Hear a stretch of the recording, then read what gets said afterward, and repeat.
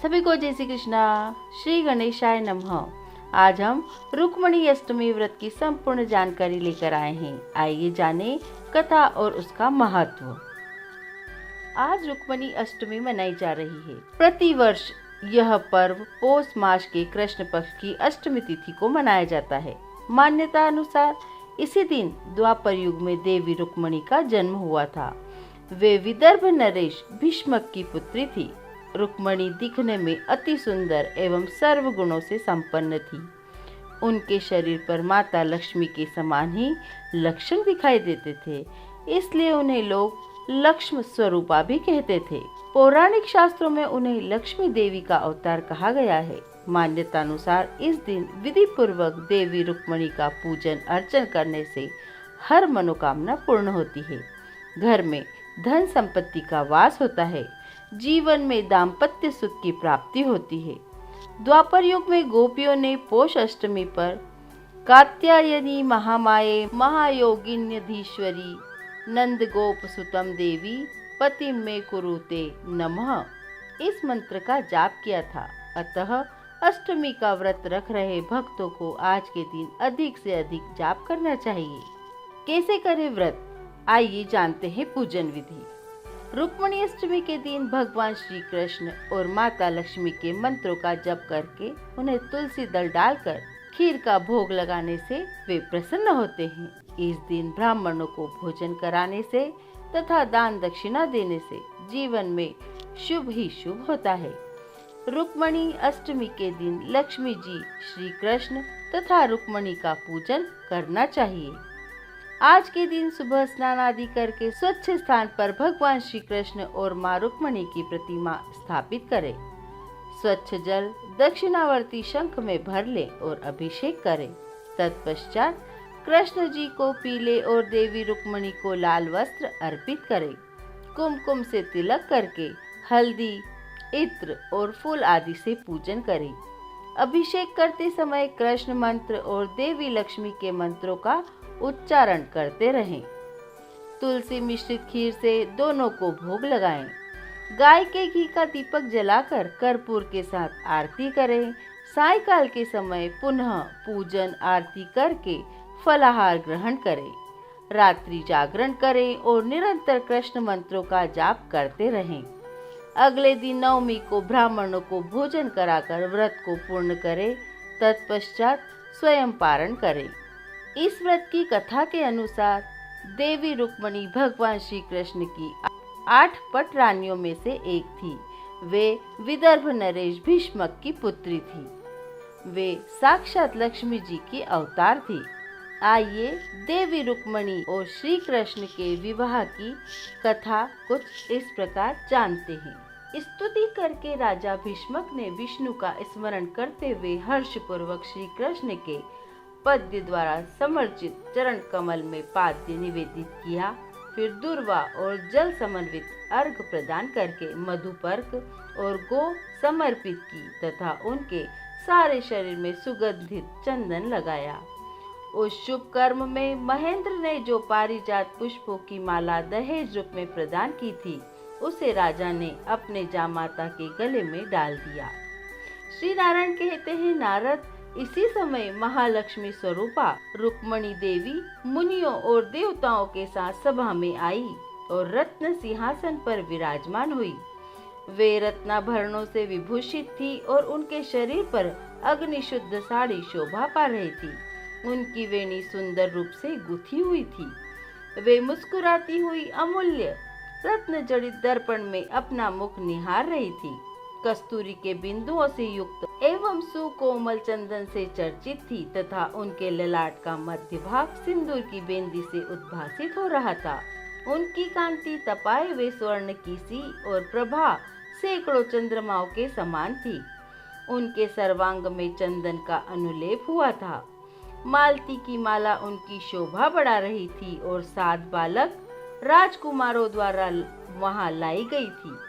ऐसी महालक्ष्मी स्वरूपा पतिव्रता रुक्मिणी देवी को देवेंद्रों, मुनिंद्रों, सिद्धेंद्रों तथा नृपश्रेष्ठों ने देखा। तदंतर सती रुक्मिणी ने अपने पति श्री कृष्ण की 7 प्रदक्षिणा करके उन्हें नमस्कार किया और चंदन के सुकोमल पल्लवों द्वारा शीतल जल से सींचा। तत्पश्चात जगतपति श्री कृष्ण ने शांत रूपिणी एवं मंद मुस्कान युक्त अपनी प्रियतमा रुक्मणी पर जल छिड़का। फिर शुभ मुहूर्त में पति ने पत्नी का और पत्नी ने पति का अवलोकन किया। इसके बाद सुमुखी रुक्मणी देवी पिता की गोद में जा बैठी। उस समय वे अपने तेज से उद्दीप्त हो रही थी और उनका मुख लज्जावश झुक गया था। नारद तब राजा भीष्मक ने वेद मंत्रोच्चारण पूर्वक दान की विधि से देवेश्वरी रुक्मणी को परिपूर्णतम श्री कृष्ण के हाथों में सौंप दिया। उस समय हर्ष पूर्वक बैठे हुए श्री कृष्ण ने वसुदेव जी की आज्ञा से स्वस्ति ऐसा कहकर रुक्मणी देवी को उसी प्रकार ग्रहण कर लिया जैसे भगवान शंकर ने भवानी को ग्रहण किया था। इसके बाद राजा ने परिपूर्णतम परमात्मा श्री कृष्ण को 5 लाख स्वर्ण मुद्राएं दक्षिणा में दी और इस प्रकार मुनियों और देवेंद्रों की सभा में उस शुभ कर्म के समाप्त होने पर राजा मोहवश कन्या को हृदय से चिपटा कर रोने लगे और अपने दोनों नेत्रों के जल से उन्होंने उस श्रेष्ठ कन्या को भिगो दिया। फिर वचन द्वारा उनका परिहार करके उन्होंने श्री कृष्ण को समर्पित कर दिया। इसी समय रुक्मणी की माता महारानी सुंदरी सुभद्रा आनंद मग्न हो पति पुत्रवती साध्वी महिलाओं के साथ वहां आई और निर्मंथन आदि मंगल कार्य करके दंपति को एक ऐसे रत्न निर्मित महल में लिवा ले गई जो नाना प्रकार की विचित्र चित्रकारी से सुशोभित, हीरे के हार से विभूषित तथा मोती और माणिक्य रत्न और दर्पण से उद्दीप्त था।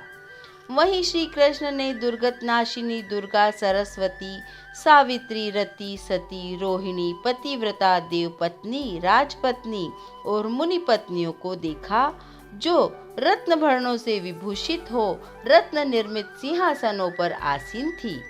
वे सभी जगदीश्वर श्री कृष्ण को निकट आया देखकर अपने अपने आसनों से उठ पड़ी और प्रसन्नता पूर्वक उन्हें एक रमणीय सिंहासन पर बिठाया।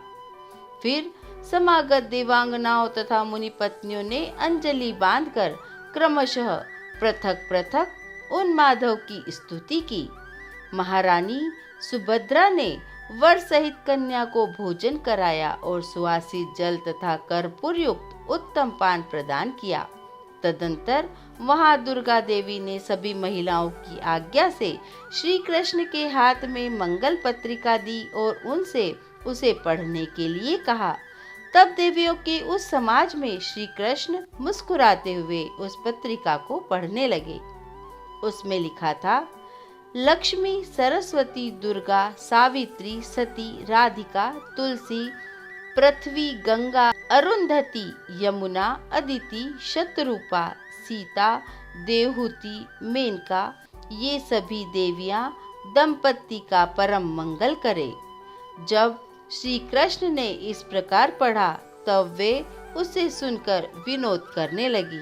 तदंतर राजा भीष्मक ने भी देवगणों, मुनिवरों तथा भूपालों का विधि पूर्वक पूजन किया और उन्हें आदर सहित भोजन कराया। उस समय कुंडिन नगर में मांगलिक वाद्य और संगीत के साथ साथ लोगों खाओ खाओ, देते जाओ ऐसे शब्द गूंज रहे थे। प्रातः काल होने पर ब्रह्मा, शिव और शेष आदि देवता तथा भूपालगण उतावली पूर्वक अपने अपने वाहनों पर सवार हुए। इधर महाराज उग्रसेन और वसुदेव जी ने भी शीघ्रता पूर्वक श्री कृष्ण और सती रुक्मणी की यात्रा कराई। उस समय रुक्मणी की माता सुभद्रा कन्या को अपनी छाती से लगाकर उसकी सखियों तथा बांधवों के साथ उच्च स्वर से रोने लगी और इस प्रकार बोली। सुभद्रा ने कहा, वत्से, तू मुझ अपनी माता का परित्याग करके कहाँ जा रही है? भला मैं तुझे छोड़कर कैसे जी सकूंगी और तू भी मेरे बिना कैसे जीवन धारण करेगी? रानी बेटी, तू महालक्ष्मी है। तूने माया से ही कन्या का रूप धारण कर रखा है। अब तू वसुदेव नंदन की प्रिया होकर मेरे घर से वसुदेव जी के भवन को जा रही है। यूं कहकर रानी ने शोकवश नेत्रों के जल से अपनी कन्या को भिगो दिया। भीष्मक ने भी आंखों में आंसू भरकर अपनी कन्या श्री कृष्ण को समर्पित कर दी। तब रुक्मणी देवी तथा श्री कृष्ण भी लीला से आंसू टपकाने लगे। तत्पश्चात वसुदेव जी ने पुत्र और पुत्रवधू को रथ पर चढ़ाया। इस अवसर पर राजा भीष्मक अपने जामाता को दहेज देने लगे।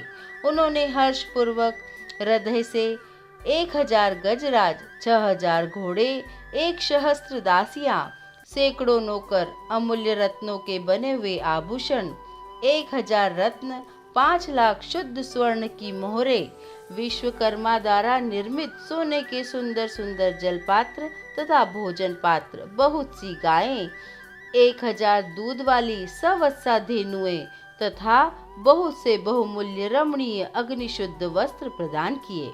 फिर देवताओं, मुनिवरों, नरेशों, भाई बंधुओं को चतुर्विध भोजन कराकर उन्हें विदा किया। पुनः हर्षमग्न हो भट्ट ब्राह्मणों को इतने रत्न आदि दान किए जिससे वे प्रसन्न हो संतुष्ट हो गए। उन्हें भोजन भी कराया। इस प्रकार भोजन करके और धन लेकर वे सभी खुशी खुशी अपने घरों को गए। यो वसुदेव पत्नी ने सारा मंगल कार्य संपन्न किया। बाहर रथ पर सवार श्री कृष्ण ने उनको अपने रथ में बिठा लिया और द्वारिका की ओर प्रस्थान कर गए। रुक्मणी अष्टमी कथा का महत्व कुछ इस प्रकार है। धार्मिक शास्त्रों के अनुसार भगवान श्री कृष्ण का जन्म अष्टमी तिथि को हुआ। राधा जी भी अष्टमी तिथि को उत्पन्न हुई और रुक्मणी जी का जन्म भी अष्टमी तिथि को ही हुआ। इसलिए हिंदू धर्म में अष्टमी तिथि का बहुत ही शुभ माना जाता है। इस दिन लक्ष्मी पूजन का विशेष महत्व है। यह व्रत घर में धन धान्य की वृद्धि करने वाला, रिश्तों में मजबूती देने वाला तथा संतान सुख देने वाला माना जाता है। प्रद्युम्न कामदेव के अवतार थे। वे श्री कृष्ण और रुक्मणी के पुत्र थे। इस दिन उनका पूजन करना भी अति शुभ माना जाता है। अतः रुक्मणी अष्टमी के दिन भगवान श्री कृष्ण के साथ देवी रुक्मणी तथा कामदेव का पूजन करने से जहाँ जीवन मंगलमय हो वहीं सर्व सुखों की प्राप्ति होती है। बोलिए देवी रुक्मणी की जय। श्री राधा कृष्णाभ्याय नमः।